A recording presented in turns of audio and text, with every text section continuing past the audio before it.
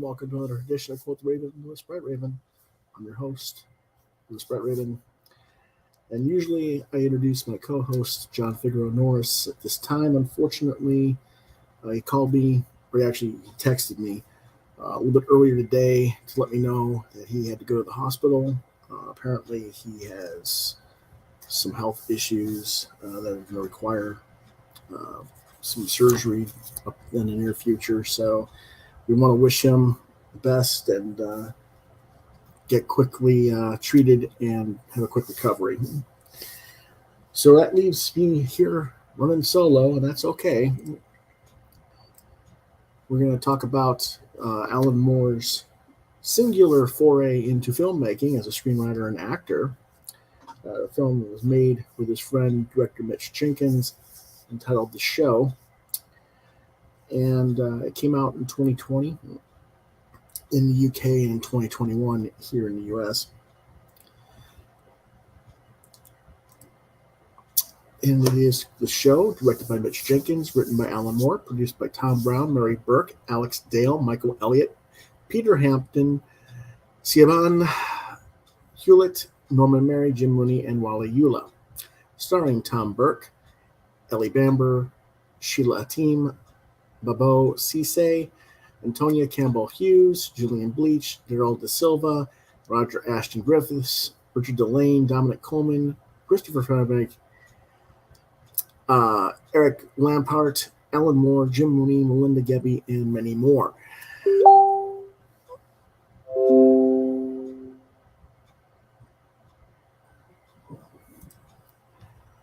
That was a private message there. Production companies are Lex Films and Emo Films, Lip Sync Productions, and Orphans of the Storm. Distributors are Front Row Filmed Entertainment, BFI Films, and Shout Studios. It is a genre of dark fantasy and comedic drama. It has a running time of 1 hour and 56 minutes for the movie. There is an additional 7 short films for another 75 minutes, and I recommend if you get the DVD, watch the short films before you watch the movie. John didn't get to watch the shorts. They weren't there in the streaming, so he didn't get the same experience I did, unfortunately. And we'll talk a little bit what he told me as we go on. Again, it was released in the U.S. on August 26, 2021. And what it's about. Fletcher Dennis, played by Tom Burke, that's the guy in the front center, arrives in Northampton, which is a city in the UK, for those in the unfamiliar with the area. He's in search of a missing person named James Mitchum, played by Daryl De Silva, and visits the local public library where he meets librarian Henry Gaunt, played by Richard Delane, who offers to assist him in the search and appears to hack into the computer network of the local hospital to reveal that James was admitted to the hospital the previous evening. Fletcher heads to the hospital where he discovers that James had died from his injuries. This is kind of mysterious, so Fletcher follows a series of leads where he meets Faith Harrington, played by Siobhan Hewlett. That's the girl in the gold dress on the left.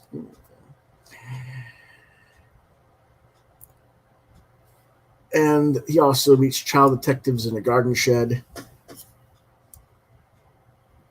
a local musician, the bouncer at the nightclub where James was injured, and a local gangster. Faith relates to Fletcher her near-death experience, in which she met James and danced with him in a club. Fletcher reveals to Faith that he isn't looking for a friend, but in fact a private detective looking for a missing heirloom, and his client is an elderly East End businessman, Patsy Bleecker. Fletcher's dreams each night become increasingly strange until his dreams finds himself in the same club that Faith visited in her near-death experience. In that dream, he meets Frank Metterton, played by Alan Moore, who explains that Patsy is not telling him the truth about himself or the heirloom. The next day, Fletcher explains to Faith what he discovered about Patsy in the dream. They decide that they must lure Patsy to Northampton to resolve this matter. So they do so, and Patsy arrives in Northampton that evening with the help of his henchmen. They kidnap Faith in order to lure Fletcher into an ambush, but Fletcher defeats Patsy and his henchmen and rescues Faith. All these events are in turn watched on CCTV closed-circuit television by Henry Gaunt, dressed as a masked superhero. So you know who the guy with the lightning bolt on with the mask is there. That's Henry Gaunt. Now this is the main film, but the film itself is like a continuation from a variety of short films, 7 films in total, that were made by Jenkins and Moore, that shows the audience what actually happened to James Mitchum and Faith. Faith actually effectively asphyxiated herself in a weird sex play situation and died. James went to this bar, which is kind of this weird hell that's run by Metterton.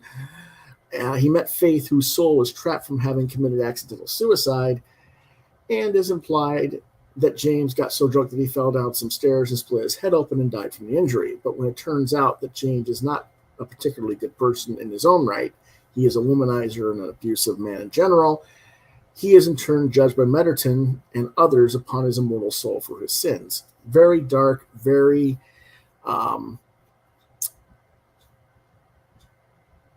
metaphorically sarcastic stuff. Very much up Alan Moore's alley. Now, again, I did watch the short films first. I have a habit of watching extras on the DVDs before the movie for some reason lately. I'm not exactly sure why I do that. That's what I tend to do.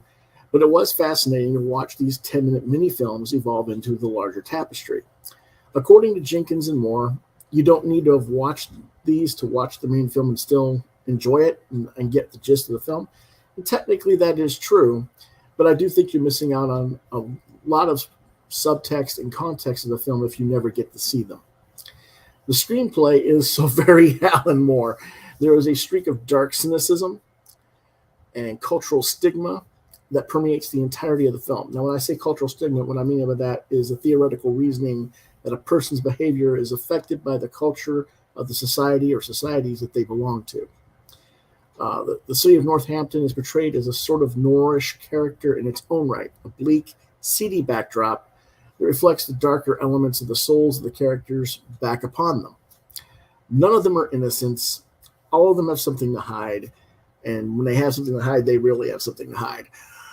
This is both a truism and Alan Moore presenting his cynicism and his lack of faith in humanity. He even presents James Mitchum as a sort of everyman, and when he and Faith get separated in the short films and he can't find her, he makes the statement, "I've lost my faith." It has multiple layers of meaning because it's not just having lost faith, the woman, it's his faith in religion, his faith in himself, faith in existence. And that's when Metterton can take control and affect him.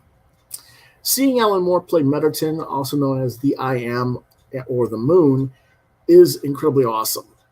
While he doesn't steal the show in the sense that his performance is that stellar, and anybody who sees this film who doesn't already know who Alan Moore is isn't going to care that he's playing this role. That is kind of like a 3 role in one character. But just seeing him do this is an entertainment unto himself. He really does put himself into the craft, even to the detriment of his own health. When you see his red eyes, that is not makeup, that is not CGI, he's not wearing contacts, his eyes actually turned that color from an allergic reaction he had to the paint that was on his skin, and he was having vision problems from it for weeks afterward. And that's mentioned in the extras in the DVD. It's also amusing to see other comic creators like Melinda Gabby and Jim Mooney make guest appearances in the additional casting as well.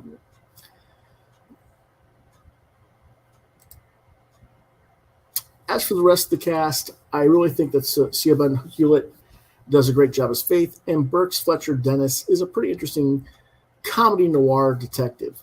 I think all of the primary cast is engaging, but in many ways, it's the visual casting and the weirdness of it all, the different characters that are cast in different character costumes and everything, that keeps the audience interested.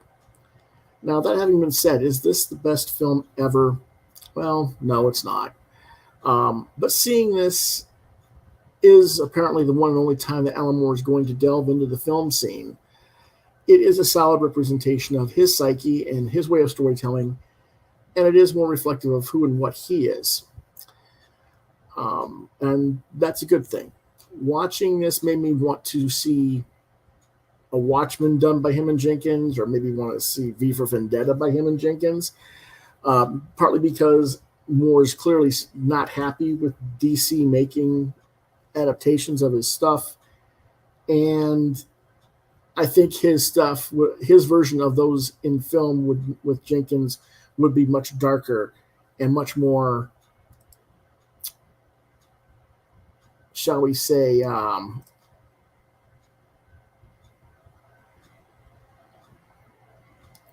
not so much sarcastic, but just have that element of weirdness, extra weirdness that was kind of lacking with some of these other films that have been adaptations of Moore's works. I think it would have been made completely differently, and I think it would have been more entertaining as a result. This film was not rated, but it is certainly for mature audiences only. There is nudity. There are adult situations. Like I said, Faith is in a sex play situation where she basically hangs herself and asphyxiates on it, waiting for someone to come rescue her, and he doesn't because his car breaks down. It's a really weird scene. But it's definitely a mature readers only thing. I would not show this to anyone under the age of 17.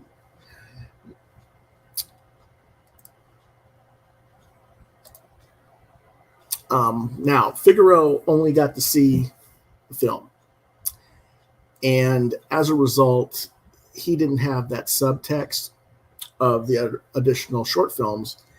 And his reaction was this morning before he went to the hospital, he had sent me a little bit of notes. He said he was still trying to wrap his head around it. I don't think he quite grasped everything that was going on. And I think if I hadn't seen the shorts, I would have had the same problem. So he only gave the film a 2-star rating. I gave it a 3. And I was kind of being a little bit stingy, I guess. It could easily be a 3.5. But I was being a little bit stingy because I figured that John was going to have problems with it if he didn't see the extra footage, the extra short films. I figured he would have that issue and would score it a little bit lower. So I think I was a little bit stingy and scored it a little bit lower than I normally would have. So there you have it for that film. We hope that if you're an Alan Moore fan, I do recommend that you check it out. They're readily available. I found a copy of it at Walmart for like $5, so I'm pretty sure you can find it. John saw the main film on streaming online, so I'm not sure where he got it at, but it's readily available to be found. So next week, our next show that we'll be reviewing, hopefully John will be back, but if he's not, I'll let her go by myself, or hopefully we'll get some another co-host in. It'll be Quark, That is the 1977 cult classic comedy science fiction series that aired on NBC, 8 episodes. And that'll be 8 p.m. next Friday. And we'll see you then.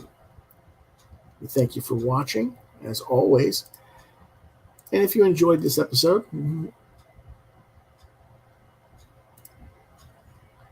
or you think others might, I'd really appreciate it if you hit the like, share, and subscribe buttons to continue to get content from my channel. As always, thanks for watching and for your support. Get well soon, Figgy. We'll catch you next time. Have a great night, everyone.